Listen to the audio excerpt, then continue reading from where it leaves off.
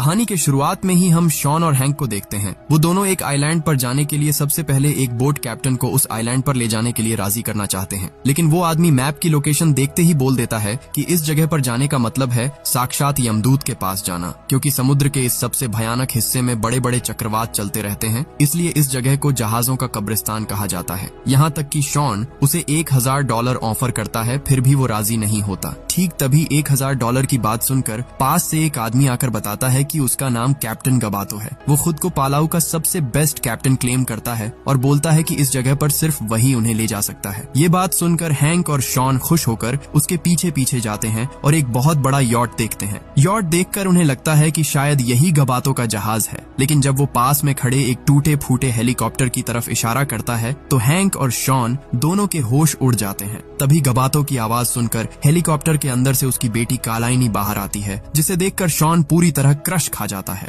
पहले तो इस हेलीकॉप्टर को देखकर वो नाक भौं सिकोड़ रहा था, लेकिन अब वो कालाइनी को आइलैंड की लोकेशन दिखाकर उन्हें वहां ले जाने के लिए कहता है। पर पहले वाले बोट कैप्टन की तरह ही वो भी बताती है कि ये जगह बहुत डेंजरस है। तब गबातो उसे एक तरफ ले जाकर कहता है कि ये लोग $1000 देने को तैयार हैं, जो उसकी ट्यूशन फीस के काम आएगा। कालाइनी तब शॉन से कहती है कि उसे $2000 चाहिए, और अगर वो लोग ज्यादा बहस करेंगे तो बात 3000 पर जाकर रुकेगी। आखिरकार हैंक और शॉन राजी हो जाते हैं और उसी टूटे फूटे हेलीकॉप्टर से उनकी जर्नी शुरू होती है। इस हेलीकॉप्टर को देखकर ही लगता है कि ये किसी भी पल क्रैश हो जाएगा, लेकिन फिर भी गबातो जैसे तैसे उसे आइलैंड की लोकेशन की तरफ ले जाना चाहता है। तभी अचानक उनके सामने एक भयानक चक्रवात शुरू हो जाता है। तूफान की हालत देखकर सब पैनिक करने लगते हैं, लेकिन शॉन उनसे कहता है कि हेलीकॉप्टर को ठीक चक्रवात के बीच में ले जाना होगा, क्योंकि वहीं पर वो रहस्यमयी आइलैंड है। पर नॉर्मली कोई उसकी बात पर यकीन नहीं करता और हैंक हेलीकॉप्टर को वापस मोड़ने के लिए कहता है। तभी गबातो बताता है कि इस हेलीकॉप्टर को वो नहीं चला रहा है, बल्कि हेलीकॉप्टर अब उन्हें चला रहा है, यानी हेलीकॉप्टर का कंट्रोल अब उसके हाथ में नहीं है, क्योंकि तूफान की वजह से हेलीकॉप्टर के कई हिस्से टूट चुके हैं। देखते ही देखते उस तेज तूफान में हेलीकॉप्टर का रोटर टूट जाता है और वो चरखी की तरह गोल गोल घूमते हुए नीचे गिरने लगता है। आखिरकार वो जमीन पर क्रैश हो जाता है और सबको आंखों के आगे अंधेरा छा जाता है। लेकिन रेत से भरे एक बीच पर क्रैश होने की वजह से वो सब बच जाते हैं और सब देखते हैं कि कुछ दूरी पर जंगलों से घिरा हुआ एक आइलैंड दिखाई दे रहा है। शायद यही वो रहस्यमयी आइलैंड है। हैंक सबको अपनी जरूरी चीजें समेटने के लिए कहता है। शॉन को अचानक बीच के एक तरफ एक गुफा दिखाई देती है। उस अंधेरी गुफा के रास्ते से वो बाहर आते हैं और तभी उनके सामने एक अजीब नजारा होता है। पूरा आइलैंड देखने में किसी इमेजिनरी हेवन जैसा लग रहा था। हवा में लिटरली जायंट साइज की तितलियां उड़ रही थीं और कुछ ही दूरी पर एक विशाल ज्वालामुखी था। इसके बाद उन्हें वहां छोटे साइज के हाथी भी दिखाई देते हैं। अब इस बात में कोई शक नहीं रह जाता कि यही वो मिस्टीरियस आइलैंड है। अचानक दूर से धुआं उठता देखकर शॉन सोचता है कि शायद वही उसके दादाजी का कैंपिंग साइट है, इसलिए वो उस तरफ बढ़ने लगता है। लेकिन कालाइनी तुरंत अपने पिता को लेकर बीच पर वापस जाना चाहती है। तब शॉन कहता है कि इस हरिकेन में उन्हें रेस्क्यू करने के लिए कोई जहाज या प्लेन नहीं आएगा। हैंक भी उसकी बात से एग्री करता है और कहता है कि इससे बेहतर है कि अगर शॉन के दादाजी मिल जाएं तो उनके रेडियो के जरिए कहीं मैसेज भेजकर इस आइलैंड से निकलने का इंतजाम किया जा सकता है। इसलिए अब सब उस धुएं की तरफ पैदल चलना शुरू कर देते हैं। वैसे ही वो लोग अजीब से पत्थरों के ऊपर से चलते जा रहे होते हैं कि अचानक गबातो का पैर एक पत्थर के अंदर थोड़ा सा धंस जाता है। वहाँ का चिपचिपा हिस्सा देखकर हैंक समझ जाता है कि ये असल में पत्थर नहीं है, बल्कि किसी जानवर के अंडे हैं। अब अंडे ही अगर इतने जायंट साइज के हैं तो वो जानवर कितना बड़ा होगा। दिमाग में ये सवाल घूम ही रहा होता है कि तभी उन्हें इसका जवाब भी मिल जाता है। थोड़ी ही दूरी से एक दहाड़ सुनाई देती है और उन्हें एक भयानक गिरगिट दिखाई देता है। इस जायंट साइज के गिरगिट को देखकर लिटरली वो किसी ड्रैगन जैसा लग रहा था। हैंक सबको लेकर बहुत सावधानी से आगे बढ़ना चाहता है, लेकिन अचानक गबातो एक अंडे का छिलका तोड़कर उसके अंदर गिर जाता है। अंदर मौजूद चिपचिपा लिक्विड पूरे बदन पर लपेटे हुए वो अंडे से बाहर आता है और उसके साथ ही बाहर आता है गिरगिट का बच्चा। उस बच्चे और गबातो की चीख सुनकर बड़ा गिरगिट उनकी मौजूदगी को भांप लेता है। अब ये जायंट जानवर उनका पीछा करना शुरू कर देता है और सब अपनी जान बचाकर जंगल की तरफ भागने लगते हैं। जैसे तैसे इसके चंगुल से बचकर हैंक और शॉन जंगल के अंदर घुस जाते हैं, लेकिन गबातो और कालाइनी उस गिरगिट के ठीक सामने आ जाते हैं। तभी शॉन उसका ध्यान अपनी तरफ खींचता है तो गिरगिट उन्हें छोड़कर शॉन और हैंक के पीछे पड़ जाता है। शॉन जान लगाकर दौड़ते हुए किसी तरह हैंक के पास पहुंच जाता है। अब वो चारों सीधे उस गिरगिट के आमने सामने आ जाते हैं। हैंक तब उसे डराने के लिए मशाल जलाने की कोशिश करता है, पर गिरगिट उस मशाल को ही चबा जाता है। फिर हैंक के पास और कोई रास्ता नहीं बचता और वो सीधे उसके नाक पर एक जोरदार घूंसा मार देता है, लेकिन इससे उसका और भी खूंखार रूप बाहर आ जाता है। इसके बाद वो सीधे उन्हें निगलने ही वाला होता है कि अचानक दूर से कोई सीटी बजाने लगता है। वो आवाज सुनकर गिरगिट थोड़ा कंफ्यूज हो जाता है और इसी मौके का फायदा उठाकर वो अनजान आदमी ऊपर से रस्सी से बंधे हुए पेड़ों को छोड़कर गिरगिट पर बार बार हमला करता है। आखिर में वो बेहोश होकर जमीन पर गिर जाता है। इसके तुरंत बाद शॉन को पास के ही एक पेड़ के ऊपर अपने दादाजी अलेक्जेंडर दिखाई देते हैं। सिर पर हैट पहने हुए उस बुजुर्ग अलेक्जेंडर का लुक काफी अजीब लग रहा था। उनकी वजह से सबकी जान बच जाने के बाद शॉन उन्हें गले लगा लेता है। सबको समझ आ जाता है कि अलेक्जेंडर इस आइलैंड पर काफी लंबे समय से रह रहे हैं। हैंक उनसे इंट्रोड्यूस होने के बाद कहता है कि उन्हें इस आइलैंड से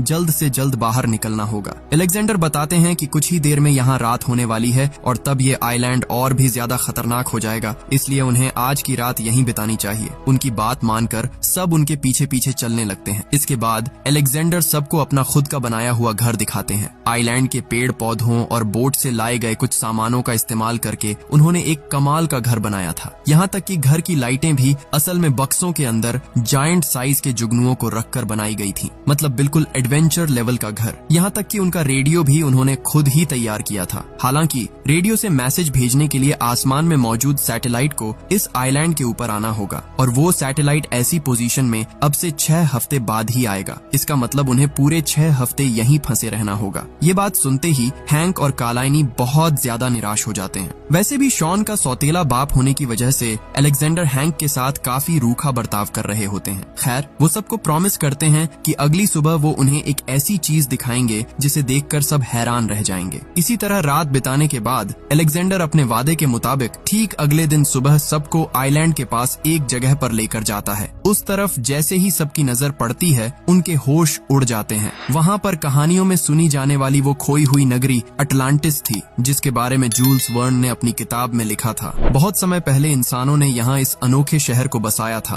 पुराने जमाने के आर्किटेक्चर से बने इन महलों और आलीशान घरों को देखकर कोई भी हैरान रह जाए। लेकिन हैंक का सवाल ये था कि अटलांटिस को तो समुद्र के नीचे होना चाहिए था, पर यह तो आइलैंड के ऊपर दिखाई दे रहा है। तब अलेक्जेंडर बताता है कि यह आइलैंड हर 70 साल बाद समुद्र के नीचे चला जाता है और फिर 70 साल पानी के नीचे रहने के बाद दोबारा ऊपर आ जाता है। आइलैंड के पास मौजूद ज्वालामुखी की वजह से ही ऐसा होता है। वो सब मिलकर तब अटलांटिस को घूम घूम कर देखने लगते हैं। अचानक हैंक नोटिस करता है कि आइलैंड में बनी छोटी छोटी दरारों के रास्ते समुद्र का खारा पानी अंदर आ रहा है। इसका मतलब इस आइलैंड के पानी में डूबने का वक्त अब करीब आ चुका है। लेकिन अलेक्जेंडर कहता है कि उसके कैलकुलेशन के हिसाब से इस आइलैंड को अभी और 14 साल पानी के ऊपर रहना चाहिए था। तब हैंक बताता है कि उसके नेवी के एक्सपीरियंस के मुताबिक यहाँ जैसी दरारें और पानी दिख रहा है, उससे 2 से 3 दिनों के भीतर ही यह पूरी जगह पानी में समा जाएगी। पर इतने कम समय में वो लोग आइलैंड से बाहर निकलेंगे कैसे? तभी शॉन एक बेहतरीन आइडिया देता है। वो बताता है कि अगर वो लोग नॉटिलस सबमरीन को ढूंढ निकालें तो इस चक्रवात के दौरान पानी के नीचे से होते हुए आइलैंड से बाहर निकलना मुमकिन है। इस पुराने जमाने की सबमरीन का जिक्र जूल्स वर्न की किताब में भी है। कैप्टन नेमो नाम के एक एडवेंचरर इसी सबमरीन से यहाँ आए थे और यहाँ की एक गुफा में ही उन्होंने अपनी आखिरी सांस ली थी। अलेक्जेंडर बताता है कि सबमरीन का पता लगाने के लिए उन्हें कैप्टन नेमो की गुफा से उनका पुराना जर्नल लेकर आना होगा। उस गुफा का रास्ता बहुत ज्यादा संकरा होने की वजह से अलेक्जेंडर आज तक उसके अंदर नहीं जा पाया था।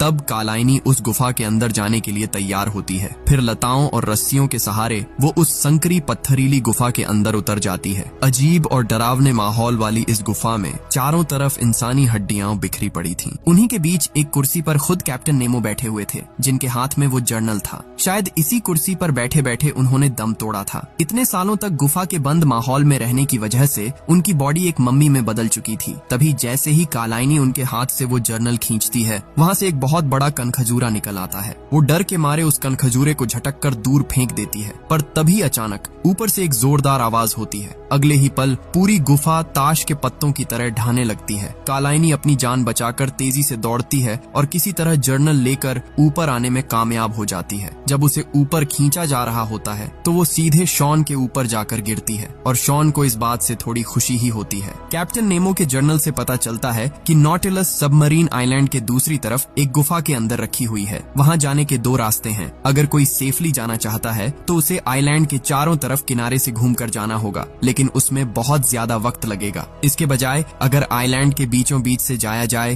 तो बहुत कम समय लगेगा। हालांकि इस रास्ते में कई ढलान वाले पहाड़ और खूंखार जीव जंतु मौजूद हैं। फिर भी समय की कमी की वजह से सब दूसरे रास्ते को ही चुनते हैं। चलते चलते वो लोग ढलान वाले पहाड़ों के रास्तों से धीरे धीरे अपनी मंजिल की तरफ आगे बढ़ने लगते हैं। रास्ते में उन्हें कई अनोखे पेड़ और जायंट साइज के कीड़े मकोड़े दिखाई देते हैं। कुछ दूर जाने के बाद अचानक ऊपर से बारिश की तरह कुछ गिरता हुआ देखकर वो हैरान रह जाते हैं। जब वो उसे हाथ में लेकर देखते हैं तो पता चलता है कि वो असली सोने के टुकड़े थे, यानी दूर मौजूद ज्वालामुखी से लावे के रूप में लिटरली सोना उड़कर आ रहा था। यह देखकर शॉन एक्साइटेड हो जाता है और उस ज्वालामुखी की तरफ जाना चाहता है, लेकिन हैंक उसे जाने नहीं देता क्योंकि इस वक्त उनके पास बिल्कुल भी टाइम नहीं है। तब अलेक्जेंडर उससे कहता है कि शॉन को रोकने का हक उसका नहीं है क्योंकि वो उसका सगा बाप नहीं है। हैंक तब जवाब देता है कि वो उसका लीगल गार्जियन है और शॉन के प्रति उसकी एक जिम्मेदारी है जो शायद अलेक्जेंडर की कभी नहीं थी। इसी बात पर उनके बीच एक छोटी सी बहस हो जाती है। ये सब देखकर शॉन हैंक से चिढ़ जाता है और आगे की तरफ बढ़ जाता है। हालांकि तब कालाइनी उसे समझाती है कि पेरेंट्स उनकी सेफ्टी के लिए ही कई बार ऐसे फैसले लेते हैं जो उन्हें पसंद नहीं आते, पर वो उनके भले के लिए ही होते हैं। इसी तरह बातें करते करते वो फिर से चलने लगते हैं, लेकिन आइलैंड के आखिरी हिस्से में एक बहुत बड़ी ढलान थी और उसके बीच में गहरे गड्ढे थे। इस रास्ते को पैदल पार करना किसी भी तरह मुमकिन नहीं था।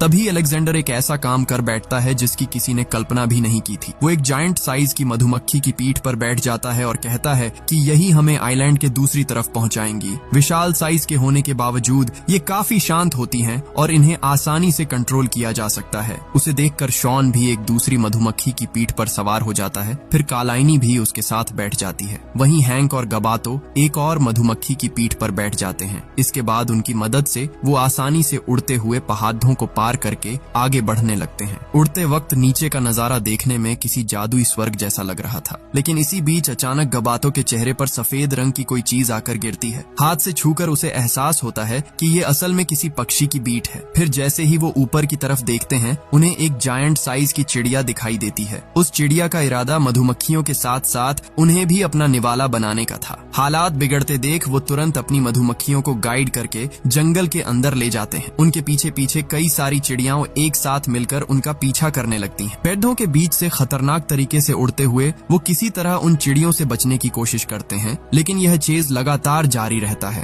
तब हैंक अलेक्जेंडर को एक बेहतरीन तरकीब सिखाता है। वो दोनों मधुमक्खियों को एक दूसरे के आमने सामने गाइड करते हैं, जिससे चिड़ियाओं भी उनके पीछे पीछे आमने सामने आने लगती हैं। बिल्कुल आखिरी पल में वो एक गजब की टेक्निक लगाकर अपनी मधुमक्खियों को दोनों तरफ हटा लेते हैं, जिसकी वजह से दो चिड़ियां आपस में ही टकरा जाती हैं और वहीं दम तोड़ देती हैं। लेकिन बाकी चिड़ियाओं अब भी शॉन और कालाइनी का पीछा कर रही थीं। अचानक एक चिड़िया के झपट्टे से अपना बैलेंस खोने की वजह से कालाइनी मधुमक्खी की पीठ से फिसल जाती है। पल भर के लिए जब वो नीचे गिरने लगती है तो सबको लगता है कि अब उसका बचना नामुमकिन है, लेकिन नीचे गिरने से ठीक पहले बिल्कुल आखिरी मोमेंट पर शॉन आकर उसे कैच कर लेता है। अपनी जान बचते देख कालाइनी अब शॉन से पूरी तरह इम्प्रेस हो जाती है। हैंक और अलेक्जेंडर मधुमक्खी की पीठ से उतर जाते हैं और शॉन भी कालाइनी को नीचे उतार देता है, लेकिन शॉन खुद नीचे नहीं उतरता क्योंकि उसके दिमाग में एक दूसरा आइडिया चल रहा था। वो मधुमक्खी की पीठ पर बैठकर फिर से तेजी से आगे की तरफ उड़ता है तो बची हुई चिड़िया भी उसके पीछे लग जाती है। अब वो हैंक वाली ही टेक्निक का इस्तेमाल करके उस चिड़िया को एक विशाल मकड़ी के जाले में फंसा देता है, लेकिन अगले ही पल मधुमक्खी की पीठ से गिरने की वजह से शॉन के पैर के टखने में मोच आ जाती है। हैंक वहीं पर उसका फर्स्ट एड करना चाहता है, लेकिन अलेक्जेंडर बताता है कि आइलैंड का यह हिस्सा और भी ज्यादा खतरनाक है। तब वो सब शॉन को कंधे का सहारा देकर आइलैंड के दूसरी तरफ ले जाते हैं। वहाँ पहुँचते पहुँचते रात हो जाती है, इसलिए वो सब वहीं रुकने का फैसला करते हैं। हैंक और अलेक्जेंडर मिलकर शॉन के मोच आए पैर का इलाज करते हैं। अलेक्जेंडर तब हैंक से एक गाना गाने के लिए कहता है क्योंकि म्यूजिक एक नेचुरल पेन किलर होता है। हैंक तब गबातो का छोटा सा गिटार लेता है और खुद के बनाए हुए लिरिक्स के साथ एक शानदार गाना गाता है। अलेक्जेंडर भी इस गाने को सुनकर इम्प्रेस हो जाता है। हैंक बताता है कि यह गाना उसने बचपन में अपने पिता से सुना था, लेकिन जब वो सिर्फ 8 साल का था